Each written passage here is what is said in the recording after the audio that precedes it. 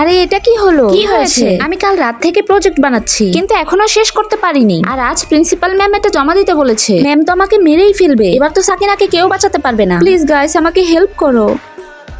ঠিক আছে, আমরা তোমার প্রজেক্ট বানাতে সহযোগিতা করছি। সরো সাকিনা, আমি তোমার প্রজেক্টকে এডিট করে দিচ্ছি। আরে বাহ, খুশি। থ্যাংক ইউ বন্ধুরা, তোমরা সবাই খুব ভালো। এই নাও সাকিনা, চাইলে আমার প্রজেক্ট কপি করতে পারো। হ্যাঁ অবশ্যই। আমি ফ্যাশন কম্পিটিশনে অংশ নিয়েছিলাম কিন্তু ওই মাহির বাচ্চা আমার সব ডিজাইন কপি করে ফেলেছে। কি, এটা তো খুব অন্যায়। আমরা নিজে তোমাকে ওই ডিজাইন বানাতে দেখেছি। আরে দেখো, স্টুডেন্ট ইউনিয়নও আমার ডিজাইন পছন্দ করেছে। টেনশন করো না, আমি এক্ষুনি প্রিন্সিপালের কাছে কমপ্লেন করছি। সাকিনা, আমিও তোমার পাশে আছি। আজকে মাহিকে ছাড়বো না। আমি ওই মাহির বাচ্চাকে ধরে নিয়ে আসছি। আমাকে মাফ করে দাও সাকিনা, তোমার ডিজাইন কপি করা আমার অন্যায় হয়েছে। প্লিজ তোমরা প্রিন্সিপাল ম্যামের কাছে কমপ্লেন করো না।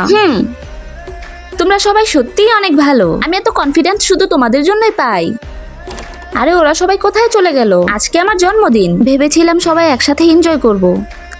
এগুলো কি? সাকিনা, হ্যাপি বার্থডে আমাদের আদরের ছোট বোন। আরে তোমরা সত্যি আমার বার্থডে মনে রেখেছো? তুমি হলে আমাদের ছোট বোন, তোমার বার্থডে আমরা কিভাবে ভুলে যাব? আর এদিকে আমি ভেবেছিলাম তোমরা আমার জন্মদিন ভুলেই গেছো। এটা কিভাবে হতে পারে? গত 3 মাস ধরে আমরা এই দিনের অপেক্ষা করছি। তোমরা সবাই কত ভালো। আমার তো ইচ্ছেই করছে না আমি গ্রাজুয়েশন কমপ্লিট করে তোমাদের ছেড়ে যাই। আমিও দেখবো গ্রাজুয়েশনের পর ওদের এই বন্ধুত্ব ঠিক কতদিন টিকে। সত্যি কি আমরা গ্রাজুয়েশনের পর আলাদা হয়ে যাব? বন্ধুরা, এরপর কি হলো দেখতে চাইলে লাইক ও সাবস্ক্রাইব করে কমেন্টে পার্ট 2 লিখে যাও।